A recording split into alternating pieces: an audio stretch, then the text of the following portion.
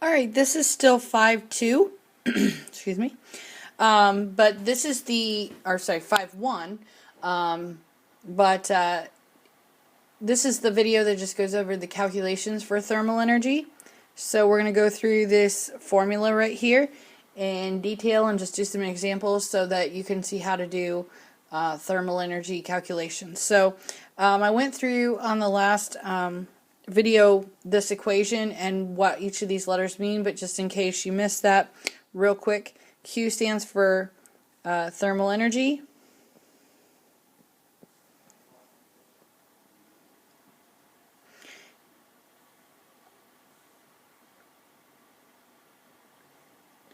And that's in joules. The S stands for specific heat.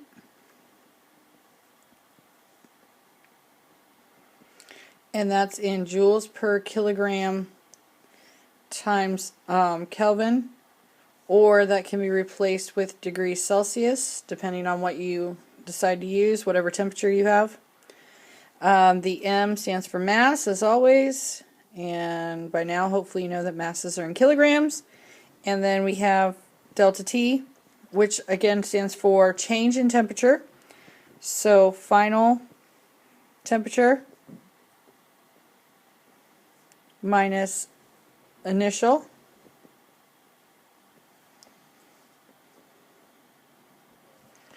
And both those temperatures can be in degrees Celsius or Kelvin. Okay, so excuse me. Those are basically the formulas. So let's go through some examples here. Water has a specific heat of 4,184 joules. So we know our formula here is Q equals S times M times delta T. We have that much. And so we need Q, we need S, M, delta T. We need those factors. So here we have, they gave us a specific heat of 4,184 joules per kilogram times Kelvin. So right off the bat, they tell us the specific heat.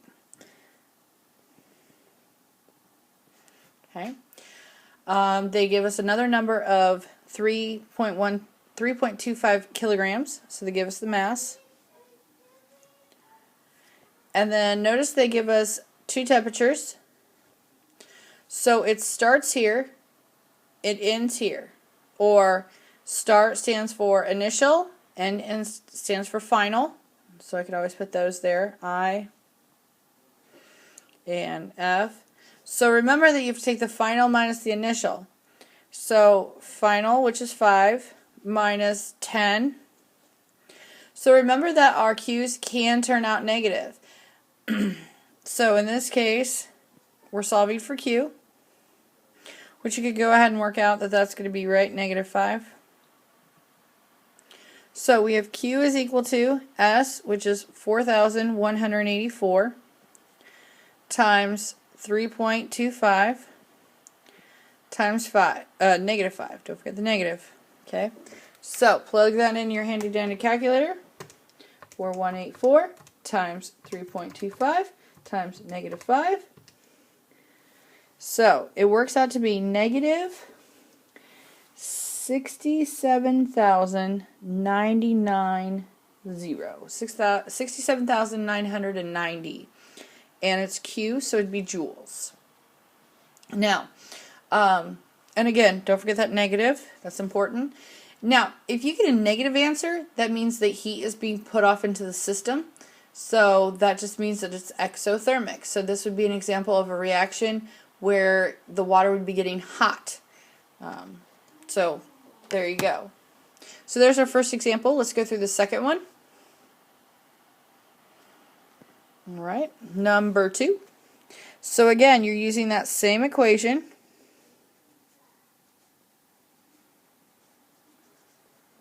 Okay.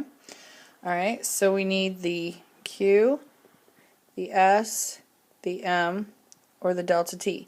And if they don't ever give you the S, you're rather solving for the S, or you'll have to look up S in the table, or it has to be given to you or something. So, you know, just forewarn you. FYI. Okay, so they give you this 2077 joules. So joules is energy.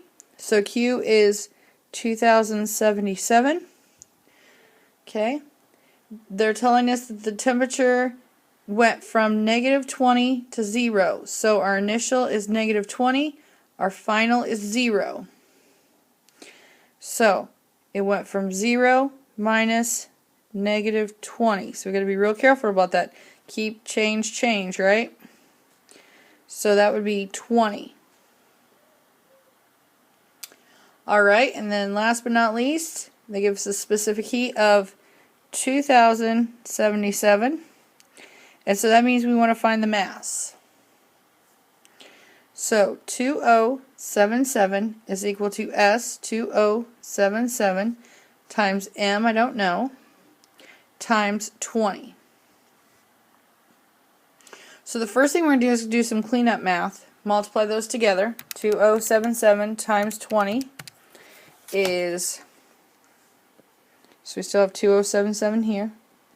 That's going to be equal to 41,540, and I have the M. And now I just have to divide each side by 41,540.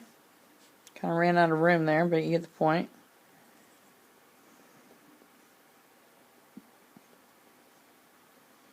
Okay.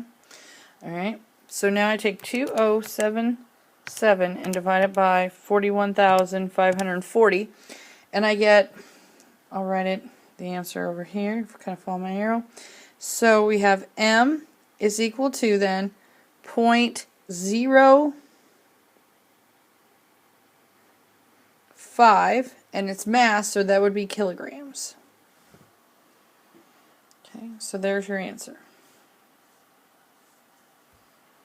Okay, so there's an example where you had to solve for the mass. Let's see what the last example is all about here. Last but not least, number tree. Right? Number tree? Alright, so we're using the same formula. Q equals S times M times delta T. Alright, so I need Q, S, M, delta T. Alright. Okay. Ooh, this is a good one. Look here. 10,000 grams. So I have 10,000 grams, but my masses have to be in kilograms. So the first thing I really need to do, and in fact, you know what I'm going to do? I'm going to get rid of that, because I don't really have room to do it there. I'm going to do it, change my color here so you can see it. I'm going to do it up here. I can't have grams, I need kilograms. So I need to take and I need to divide that by 1,000 to go from grams to kilograms. So I need to take 10,000 and I need to divide that by 1,000. So I get 10. So that's actually 10 kilograms. So that's what I need to use down here, 10 kilograms.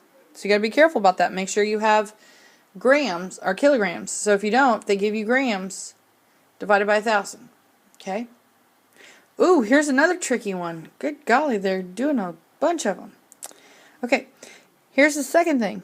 106.5 kilojoules. You can't have kilojoules for heat. You have to have joules. So what we got to do here is multiply by 1,000. So if they give you kilojoules, multiply by 1,000. So you're going to have 106.5 and multiply by 1,000. So you're going to get 106,500 joules.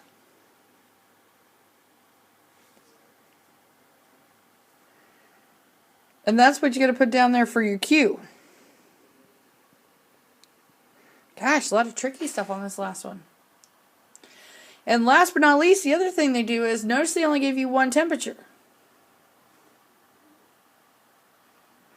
So read here, when its temperature drops 15 degrees Celsius. So think about that.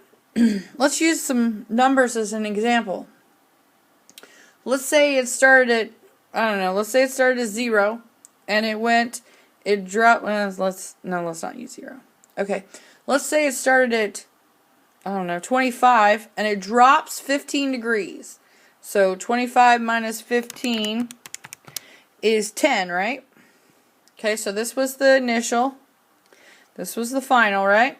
So we take final minus initial, which is negative 15, right?